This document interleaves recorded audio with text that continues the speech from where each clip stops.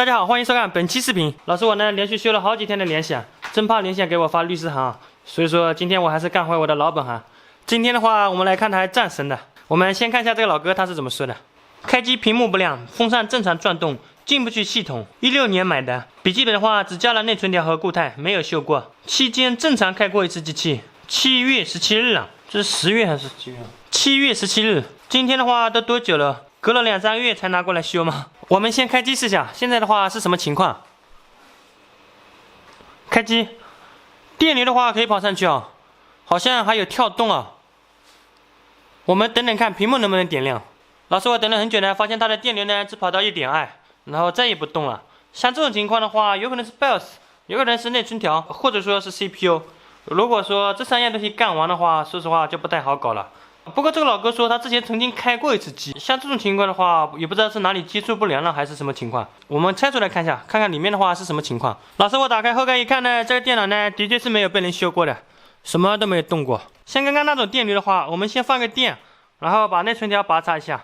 但是这块主板设计有点坑啊，BIOS的话好像是在反面。本来的话我是想3管之下把这3个东西全部搞一遍，但是因为BIOS芯片在反面呢，我们现在只能先把这2个简单的东西排除一下，看一下能不能捡个漏。这样的话，我们再来试一下开机。开机的电流的话，好像和刚差不多啊，都是卡在1.2左右。像这种情况的话，我们只有先来刷个 BIOS， 把这些简单东西排除一下。在刷 BIOS 之前呢，因为老师我最近的手机啊，感觉稍微有点卡，所以说我决定请我的徒弟给我拆个机。李导，你做事怎么这么磨蹭的了？这台机的话5分钟了，怎么还没装好啊？我现在有点事情，赶紧来给我拆机。老板，你要扣工资你就直说，这次少扣一点好吧？这是给你学习机会。机器的话我已经非常容易的拆出来了。现在我们来刷个 BIOS， 但是老师我今天呢又非常倒霉，我的风枪呢又坏掉了。老师我这几天呢一直有个新的愿望，那就是换一个新的风枪。所以说今天刷 BIOS 的话，叫李屌给我刷好了。刚刚李屌呢已经把我 BIOS 刷好了。李屌在我这里这么久呢，拆机的技术还有刷 BIOS 的技术呢，倒是学得非常精湛。其他的话我倒不敢恭维。我们再开机试一下。插电，开机。故障的话好像差不多哦。像这种电流不停上升的话，应该是温度太高了，可能没上热器。我把上热器装上试一下。开机。电流的话好像差不多啊，可能我们把硬盘、风扇拆掉的话，电流的话会稍微少一点点。总体来说的话，应该是差不多。像这种情况的话，应该是没有跑码，不知道是没有过内存条呢，还是没有跑码。像这种电流跑到1点多，有一点点跳变的话，我们只有来看一下这个主板有没有开始识别内存条。如果说它没有识别到内存条的话，像这种情况的话，其他可能是有 CPU 挂掉了。因为这块主板 CPU 挂掉的话，也算是一个通病啊。我换了不知道是多少了。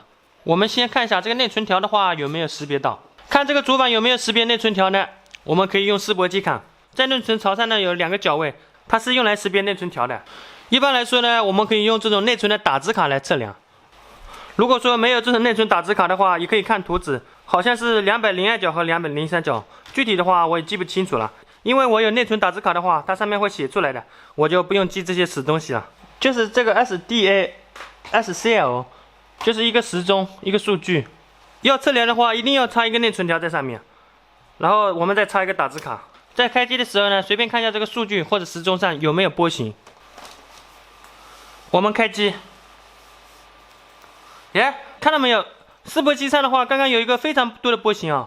像这种情况的话，有可能这个主板已经识别到内存条了，可是它的电流呢还是在1.2，这下就比较尴尬了。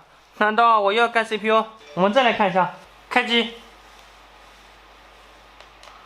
看到没有？有非常多的波形。按照经验来说，有这么多波形的话，这个内存条的话应该已经识别到了。如果说过了内存条以后，它屏幕不显示的话，有非常大的概率可能是 CPU 的问题。因为这块主板就算是显卡坏掉，它应该还是会显示的。可是看这个电流呢，又像是挡在内存条上面。因为如果说过了内存条以后，它那个电流呢会持续的下降上升，会非常厉害的。我们现在的电流呢，好像只是开机跑到1.2左右，然后就不动了。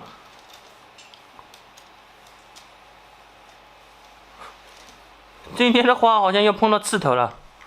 这个和我所学的知识有点相悖啊。今天，刚刚老师呢，我又研究了一下，因为我怕直接干 CPU 的话，这个工程稍微有点大。我又测量了一下这个内存条上的排阻。如果说这个主板完全过了内存条的话，这个内存条上的排阻上应该是有持续的波形的，就是这种白色的电阻上。我刚刚开机试了一下，发现它上面排阻上面的波形呢是一点都没有的。可以看到这排阻上呢只有一个标准的 3.3 伏的电压，波形呢是一点都没有的。像这种情况的话，应该是还没有过内存条，有可能这个主板呢已经开始找内存条了。因为我们刚刚测那个数据总线呢，它们有一个非常密集的数据交换，但是这个排阻上呢又没有波形。不知道是一个什么原因，让这个电脑的运行呢卡在这个内存条上面了。像这种情况的话，我们只有打开图纸，看一下这个内存条上各种电压正不正常。比如说负位啊，还有各种小电压。虽然说这个内存条呢标准的供电呢是 1.5 伏，但是实际上呢它还是有许多非常小的电压的。这点的话大家可能不太了解。上代的内存条的话不只有 1.5 伏的供电啊，这边的话还有一个 V2EF 供电，这个供电的话应该是 1.5 伏的一半，还有3伏的供电。还有一个 0.75 伏的供电。遇到这种情况的话，我们只有先把这个内存条的供电都查一遍。如果说还是不行的话，这个内存条的负位啊也要查一遍。老师，我刚刚照着图纸上一个个量那种小电压呢，终于被我发现到一个不正常的地方，那就是它的204角，一个 0.75 伏的电压，它是不正常的。204角呢是这个内存槽的最后一个角位，可以看到它只有 0.3 伏，正常的话应该是 0.75 伏。内存供电呢都是有的。现在的话，我们要看一下这个 0.35 伏的话到底是哪里产生的。图纸上的这个电压呢是这里产生的，是这个供电芯片 PU3 的 DS4 角产生的，经过一个 PG7 的节点产生的。我们量一下这个 PG7 上面有没有 0.75 伏。这个节点呢就是 PG7， 我们开机的时候看一下这边有没有电压。开机。我们可以看到这个节点上的话有 0.686 的电压，可是我们在那边的话才 0.3 的电压。这个主板的话应该是低电压的内存条，估计是 1.3 伏的电压。那为什么会出现这样情况呢？图纸上这边的话和那边肯定是相通的，可是这边的话有 0.68 的电压，那边的话才 0.3 的电压。那极大的可能就是我徒弟拆机的时候可能把哪里拆断线了。具体是哪里断线呢？我也不知道。我们先从这边飞根线过去，然后再去找我徒弟算账。这边的话，我从节点上先飞了一个线，应急一下，看一下这个电流能不能跑上去。我们开机看一下，开机。现在的话，电流的话感觉会跳动啊，不知道能不能跑上去。哎，跑上去了，估计是可以啊。这边的话，我随便接了个屏幕，我们先看一下屏幕能不能点亮。开机。